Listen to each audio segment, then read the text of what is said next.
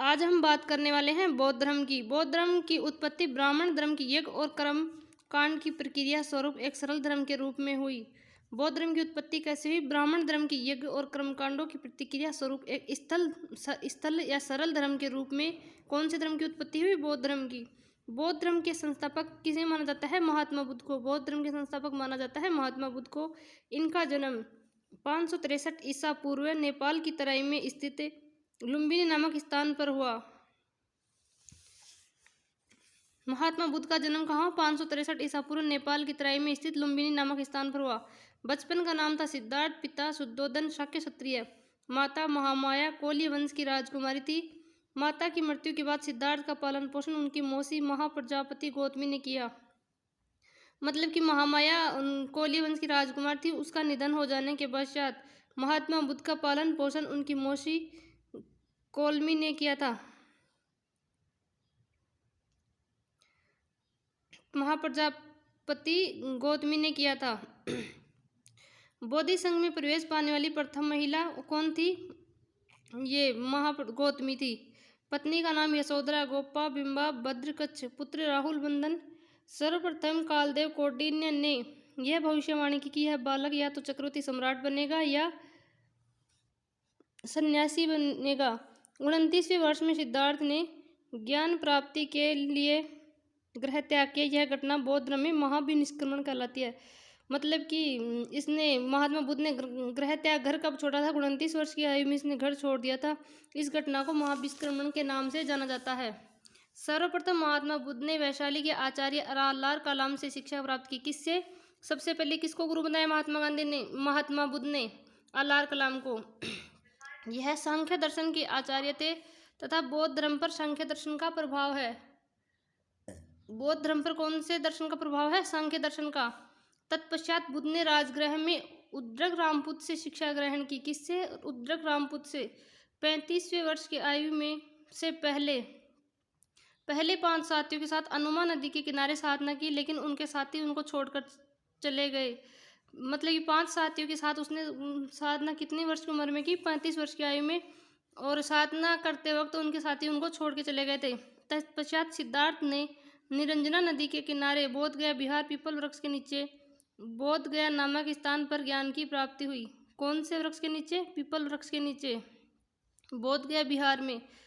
यह घटना बौद्ध धर्म में संबोधि कहलाती है। बौद्ध को ज्ञान प्राप्त होने की घटना क्या कहलाती है? संबोधि। ज्ञान प्राप्ति के बाद सिद्धार्थ बुद्ध तथागत, जिसका ज्ञान वास्तविक हो, बोधिसत्व, कल्याणकारी तथा अरहत योग्य पुरुष के नाम से प्रसिद्ध हुए। ज्ञान प्राप्ति के बाद सिद्धार्थ किस नाम से प्राप्त हुए? तथागत। जिसका ज्ञान वास्तविक हो, तथागत यानी बुद्ध के नाम से प्रसिद्ध हुए। बुद्ध ने ज्ञान प्राप्ति के बाद सर्वप्रथम उन 5 साथियों को जिन्होंने उनका साथ छोड़ा था उनको ज्ञान का उपदेश दिया। सर्वप्रथम बुद्ध ने ज्ञान का उपदेश किनको दिया? जिन 5 साथियों ने उनका साथ छोड़ा था उनको सर्वप्रथम ज्ञान का उपदेश दिया। यह उपदेश सारनाथ यूपी के ऋषि पतन मर्ग दाव आश्रम में दिया गया। बौद्ध धर्म में यह घटना धर्मचक्र प्रवर्तन कहलाती है। क्या कहलाती है? धर्मचक्र प्रवर्तन। उनका जन्म, ज्ञान प्राप्ति तथा मृत्यु वैशाख बुद्ध पूर्णिमा को हुई। महात्मा बुद्ध का जन्म कब हुआ था? जन्म, मृत्यु और ज्ञान प्राप्ति सभी पूर्णिमा को हुए थे, वैशाख पूर्णिमा को। बुद्ध ने अपने उपदेश पाली भाषा में दिए। बुद्ध ने सर्वाधिक उपदेश कौशल की राजधानी श्रावस्ती नदी के किनारे दिए। कौन सी नदी के किनारे? श्रावस्ती नदी के। कौशल की राजधानी श्रावस्ती नदी के किनारे दिए। 483 ईसा पूर्व बुद्ध की मृत्यु कुशीनारा यूपी में चुंद लुहार के यहाँ भोजन करने से हुई। यह घटना बौद्ध धर्म में महापरिनिर्वाण के नाम से प्रसिद्ध है। मोक्ष प्राप्ति को निर्वाण, जिस मतलब कि इसका देहांत हुआ था महात्मा बुद्ध का, उस घटना को क्या कहा जाता है? महापरिनिर्वाण। और कैसे हुई इनकी मृत्यु? चुंद लुहार के यहाँ भोजन करने से हुई थी। 483 ईसा पूर्व में हुई थी, कुशीनारा यूपी में। अब देखते हैं बौद्ध संगतियाँ कितनी हैं और कब कब हुई। प्रथम बौद्ध संगति 483 BC ईसा पूर्व राजगृह में अजातशत्रु हर्यक वंश के शासकों ने इसकी वो किया था आयोजन, और अध्यक्ष थे महाकश्यप। विशेषता सूत पिटक, विनय पिटक का संकलन हुआ था प्रथम संगति में। दूसरी बौद्ध संगति 383 BC में वैशाली में हुई थी। शासक था कालाशोक शुनाग। अध्यक्ष सबाकाशी। थेरवाद और महासंघी संप्रदाय की स्थापना हुई थी द्वितीय बौद्ध संगति में। तृतीय बौद्ध संगति हुई थी 251 BC में और स्थान था पाटलिपुत्र। शासक था अशोक मौर्य। अध्यक्ष था मोगलीपुत्र और इसकी विशेषता क्या है? अभिधम पिटक का संकलन हुआ कौन सी बौद्ध संगति में? तृतीय बौद्ध संगति में। चौथी बौद्ध संगति का आयोजन 100 BC में हुआ था कुंडलवन कश्मीर में। शासक कौन था? कनिष्क कुषाण और अध्यक्ष वसुमित्र। उपाध्यक्ष अश्वघोष। हीनयान और महायान दो शाखाओं में बौद्ध धर्म बट गया। हीनयान निम्न मार्ग निम्न स्थान था ये।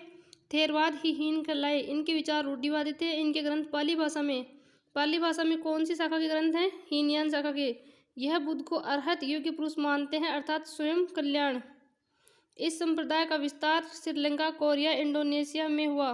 कौन सी शाखा का? हीनयान शाखा का। श्रीलंका, कोरिया और इंडोनेशिया में हुआ इस संप्रदाय का विस्तार। इसके दो संप्रदाय हैं।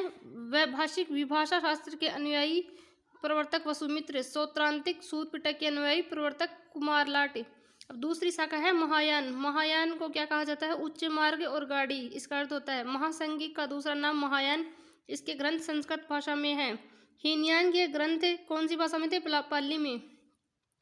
महायान यह बुद्ध को बोधिसत्व के रूप में स्वीकार करते हैं अर्थात जो अपने ज्ञान के द्वारा दूसरों का कल्याण करता हो। यह मूर्ति पूजा पर बल देते हैं, खुद की मूर्ति। इस संप्रदाय का विस्तार चीन, तिब्बत, जापान में हुआ। कौन सी संप्रदाय का विस्तार? महायान का। चीन, तिब्बत और जापान में। और हीनयान का कहाँ हुआ था? श्रीलंका, कोरिया और इंडोनेशिया में।